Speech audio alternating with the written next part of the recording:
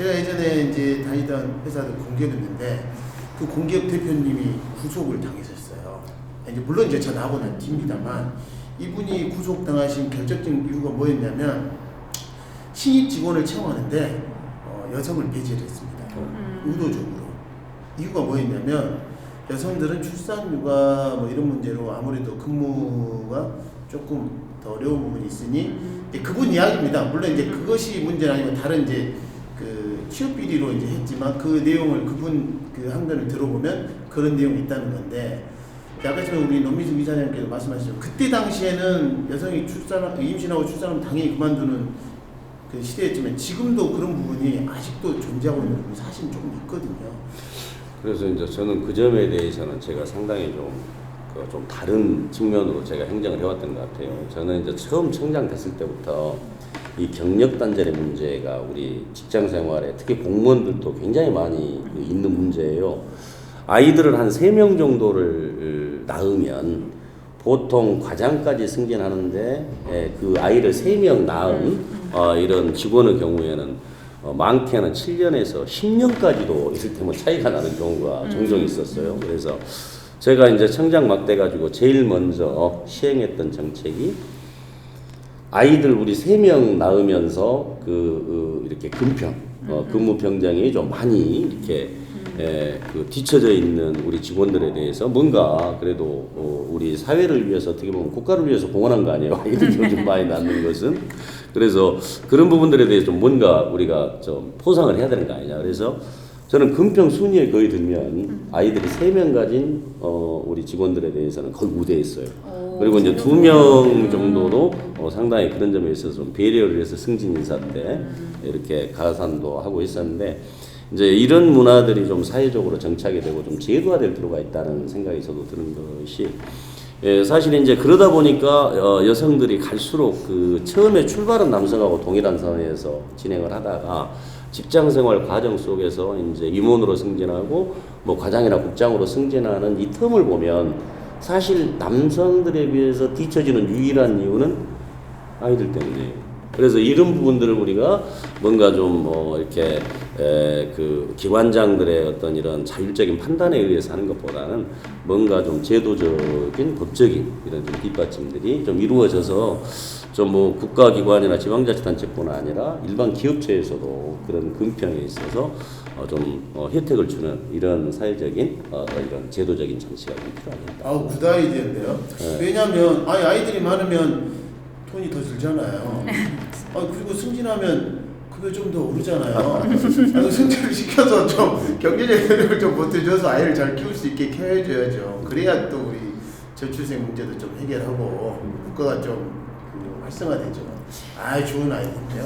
후보님이 말씀하신 거랑 조금 비슷한 맥락인 것 같은데 사실 지금 남성도 육아휴직을 쓸 수 있는 구조이긴 하지만 선택적 육아휴직을 하기 때문에 많은 사람들이 육아휴직을 선택하진 않잖아요. 그 이유가 아무래도 승진이나 고가 문제에서 육아휴직을 했을 때에는 아무래도 좀 어려운 게 생기고 그렇다 보면 이제 동기보다 떨어지게 되고 그 시기가 늦춰지는 그런 문제들 때문에 아무래도 남편들 같은 경우에는 아이 아빠들은 육아휴직을 선택하지 않는 경우가 굉장히 많은 걸 주변에서 봤어요. 그래서 그런 경우에는 다시 또 그럼 엄마의 그 육아 부담이 커지게 되고 또 게다가 이제 승진이라고 하는 문제가 있다 보니까 아무래도 밤이 없는 삶을 살아가는 신랑들이 많게 되면 결국엔 또 독박 육아라고 하는 그런 굴레를 계속해서 순환이 되는 악순환이 계속되는 구조가 생기더라고요. 근데 사실은 이 그 아빠들의 육아휴직이 가능하게 된 게 지금 얼마 안 됐거든요. 그렇죠.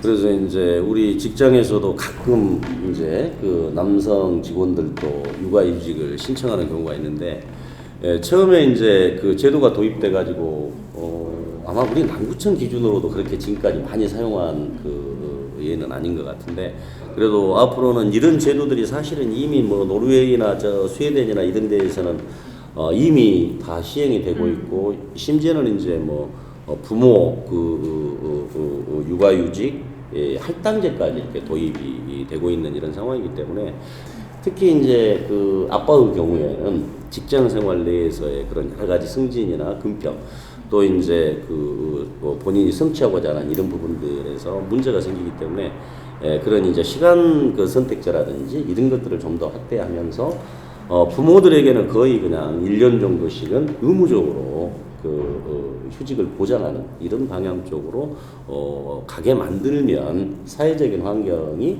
많이 좀 좋아지고, 또 누구나가 다 아이를 낳으면 엄마만 휴직을 하는 게 아니고 아빠도 번갈아 가면서 할 수 있다고 하는 게 좀 정착이 될 수 있지 않을까 이렇게 생각합니다. 이 정도 퀄리티의 토론이면 제가 봤을 때 100분 토론해야 되는 거 아닙니까? 제가 보니까 이 100분 토론에 나오신 분들보다 훨씬 나은데, 이건 제 개인적인 생각입니다만 진행자만 조금 떨어지지 뭐 오늘 그 패널들이 이렇게 말씀하시는 수준으로는 제가 봤을 때 100분 토론보다 훨씬 낫네요. 100분 토론 나오신 분들은 아시는 것이 지식이 많으신 걸로 들지만 우리 삶의 현장에서 체득할 걸로 말씀을 하시니까 훨씬 공감도 느끼고, 제가 오늘 진짜 많이 배우네요. 저는 저희 집에서는 아주 나쁜 아빠, 못된 남편인데 비슷해요. 반성 많이 합니다. 왜 안 하셨는지도 한번 생각해 보셨으면 좋겠어요. 나는 왜 자꾸 뒤로 아빠로서 물러났을까? 내 아내가 이렇게 경력에서 인정받게 해주기 위해서 노력할 수법도 한데 왜 난 자꾸 뒤로 물러났을까? 거기서부터 남성분들이 시작해 주셨으면 좋겠어요. 그러니까 그런 고민이 좀 필요할 것 같습니다. 네. 저는 한번 잠깐 돌이켜보면 그런 문제의식이나 고민이 저는 없었던 것 같아요. 제가 돌이켜보면. 지금 그쵸. 젊은 친구들은 안 그러거든요. 방 청소하고 설거지하고 하는 걸 너무나 자연스럽대요. 그런 거 안 하고 어떻게 살아요? 그렇게 이야기해요, 남자애들이. 이 표현이 좀 이상합니다만 요즘 남성들이 저는 저 클 때만 해도 할머니나 어머님들이 야 남자는 주방에서 설거지하는 거 아니야 뭐 그런 이야기하고 막 그랬었거든요. 요즘은 안 그러더라고요. 저도 요즘은 청소기 돌립니다. 그러니까 늘 당연했던 것이 문제가 되고 문제의식을 갖고 보는 것이 필요해서 저희가 만난 건데, 네. 지금 아까 말씀하신 대로 위에 계신 분들이 정책을 마련해주고 또 각 회사에서의 사장님들, 회장님들이 이 인식이 되어서 이게 자연스럽게 흘러가야 되는데, 늘 30년 동안 똑같이 얘기하는 건 현장에 있는 우리 같은 사람만 작은 소리를 내고 위에 분들은 문제의식을 못 느끼고 당연한 거잖아, 이런 거 아니었을까 싶은데, 문제의식으로 느껴주시고 그걸 고민하시는 것에 정말 감사드리고, 더불어서 함께 고민하시면서 노력하겠습니다. 주변까지 다 네. 뭐 또 자연스럽게 한번 이야기 나눠주시면 좋을 것 같은데, 우리 이사장님 뭡니까 경력 단절을 하시고 네. 경력을 보유하셨는데 네. 부득이 경력 단절을 하시고 많은 분들을 만나고 계시잖아요. 네. 그분들 혹시 사례 있으시면 한번 이야기해 주시고, 또 경력 단절 이후에 다시 네. 본인이 가지고 계시는 그 경력을 가지고 또 네. 무엇인가 자기 자리를 또 찾아가셨던 그런 사례도 혹시. 그렇죠. 그 소개 현장 한번 가운데에서 지금 25년을 그러니까. 만나고 있죠. 네. 자꾸 이제 제 사례를 얘기하다 보니 저희 막내 여동생이 저랑 12년 차이가 나는데, 그 친구도 직장을 가지면서 애를 늦게 출산을 해서 연년생으로 둘을 키우는데 거의 온 집안이 전쟁이거든요. 전쟁터의 환상을 이렇게 보면서 나한테 오는 그 엄마들도 저 전쟁터에서 왔으니 우선 뭘 가르치려고 드는 것보다는 토닥이는 게 먼저 필요하겠구나. 그럼 지금도 정치를 하시는 분이나 정책을 마련하신 분들이 뭘 잘 마련하는 것도 필요한데, 우리들의 얘기를 좀 더 적극적으로 들어주고 현장 속으로 들어와서 그 엄마들이 교육받고 있는 현장에도 오고, 또 어렵게 한 발 내딛어서 일주일 중에 하루 나가서 일해보면서도 되게 행복해 하거든요. 그 하루 나가서 일하는 그분들한테도 응원도 해주고, 이러다 보면 경력 단절을 갖고 있는 여성들도 웃으면서 그 시간을 보내지 않을까라는 생각을 들어요. 순간 날 좀 케어해 주게나 뭐 이런 생각이 아니 제가요 이 시간 전에 사실은 청년 부채 문제를 먼저 경청 투어를 했었거든요. 네. 이 시대를 살고 있는 청년들에 대한 애로사항이 참 많습니다. 여성들도 뭐 비슷한데, 이제 이사님 말씀하신 것처럼 거기 우리 청년 드리면 지금은 이제 광주 청년센터 센터장님으로 뭐 영전에 가시는 우리 박수민 센터장님께서 하신 말씀이 있어요. 현실적인 청년 부채를 갖고 있는 그 친구들이 현실적인 문제도 있지만 가장 중요한 건 이 심리적인 부분이 있어서 케어가 먼저다. 왜냐하면 이 부채를 갖고 있다 보니까 자꾸 숨게 되고 그렇죠. 자기만의 공간으로 빠져들고요. 사회하고 격리되는 그런 문제가 생긴다는 거예요. 네. 그런 친구들을 밖으로 끌어내주고 사회가 그걸 보듬어주고 안아주고 시스템으로 갖춰줘야 그 문제를 해결할 수 있다. 그게 가장 일본이라고 이야기했는데 오늘 또 이야기를 듣다 보니까 또 그 이야기네요. 그렇게 그 여성으로서 그 두 가지 엄마 삶을 그 받는 그 스트레스 그런 걸 좀 먼저 케어가 돼야 이 사회가 해결이 된다는 이끌어주기도 하고 밀어주기도 하고 해야 되는데 그냥 놔두고 내가 이거 정책 마련했잖아 더 이상 뭘 필요로 해 라는 마음보다는 모두가 사회가 이끌어주고 주변의 사람들이 마을에서 이렇게 등도 밀어주면서 같이 갈 수 있는 게 무엇인지 우리가 고민해봐야 될 것 같고요. 한 번 수업 나갔다 와서 한 번 일해서 첫 급여가 저희는 특수상 한 달 내 일해서 버는 게 아니라서 몇십만 원일 수도 있거든요. 그 20-30을 들고 울면서 저 돈 벌었어요. 그리고 그 20-30에서 일부를 떼어서 간식을 사와서 이렇게 내놔요. 그러면 나머지 분들이 공부하시는 분들이 나도 저렇게 할 수 있어. 이 희망을 갖거든요. 그런 잘 자란 사례들이 소확행이라 그러잖아요. 작은 행복과 잘 자란 사례들이 아마 이 사회를 행복하게 만들 수 있으니 너무 크게 막 뭔가 근사하게 하는 것도 필요하겠지만 잘 자란 것도 좀 관심을 가져주시는 게 여성의 섬세함과 그 경력을 보유하고 있는 것에 대한 응원이 결국은 단절에 대한 고민을 풀 수 있는 열쇠이지 않을까 생각해요. 갑자기 어느 날 여성이 임신을 해가지고 아이를 딱 낳았어요. 나는 부모가 되기 위해서 연습한 적도 없고 엄마가 되기 위해서 공부한 적도 없고 연습한 적도 없는데 어느 날 갑자기 아이가 딱 태어났으니 얼마나 이게 내 자식이니까 돌보지만 매일 반복된 일상에서는 우울증이 올 수밖에 없거든요. 근데 그거에 대한 심리적인 교육이라든지 우리 학부모님들 보면 부모 교육을 해주면 이번엔 심리상담가로 부모 교육을 해줬는데 매일 똑같은 반복으로 내가 아이를 내 자식이지만 케어를 하다 보면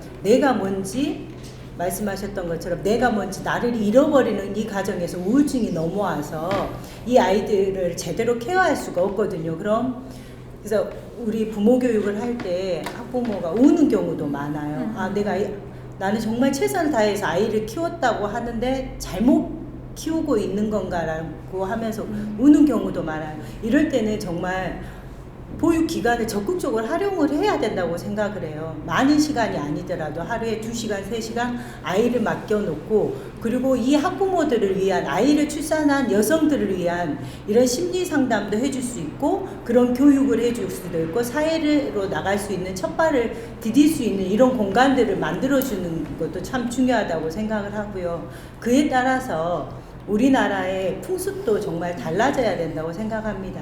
아이는 엄마가 돌봐야 된다는 이런 생각이 아닌 모두가 엄마 아빠가 함께 케어한다라는 생각도 바뀌어야 되고 이제 이런 남자 여자의 편가르기는 전혀 아닙니다. 하지만 아직까지는 집안에 저녁에는 엄마가 있어야 돼.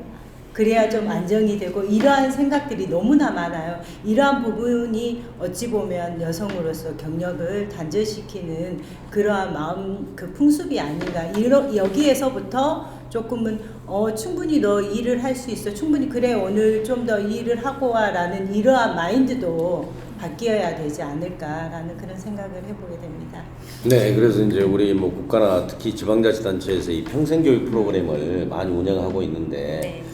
예전에 제가 구청장 할 때 이런 좀 토론이 있었더라면 제가 오늘 이런 우리 엄마들이 느끼는 또 중년 여성들이 느끼는 이런 여러 가지 이 문제들을 함께 고민하는 이런 교육 프로그램들을 보다 좀 많이 만들었을 수 있지 않겠나 이렇게 생각하면서 혹시 또 저도 이제 주변에 우리 구청장님들이나 좀 만나면 시장님들이나 만나고 그러면은 이 얘기를 제가 꼭 한번 해서 우리 그 부모님들이 느끼는 여러 가지 애로점이나 이런 것들을 함께 고민하고 함께 토론하면서 해소할 수 있는 이런 좀 교육 프로그램들이 좀 많이 있었으면 좋겠다. 그래서 우리도 그 뭐 영화 같은 거 보면은 그 특히 미국 같은 사회에서는 그게 굉장히 일상화돼 있잖아요. 그래서 뭐 대학생은 아니지만 대학 뭐 강의실에서 뭐 서로의 뭐 네. 고민들을 같이 발표하고 또 거기에 대해서 해결책을 같이 뭐 제시하면서 이렇게 토론하는 이런 부분들이 굉장히 활성화되어 있는데 우리도 좀 이런 부분들에 대해서 좀 적극적으로 이렇게 그런 그 교육 프로그램들을 만들고 좀 실행해야 이런 게 좀 필요하지 않을까. 그런 영화에 그런 거 참 많이 그거 나와요. 많이 나오잖아요. 네. 방금 특히 아이들하고 학부모하고 같이 가가지고 여러 비슷한 고민을 네. 하고 있는 이런 집단 너무나 이야기를 애들이 정말 많은데 우리는 좀 그런 게 부족해.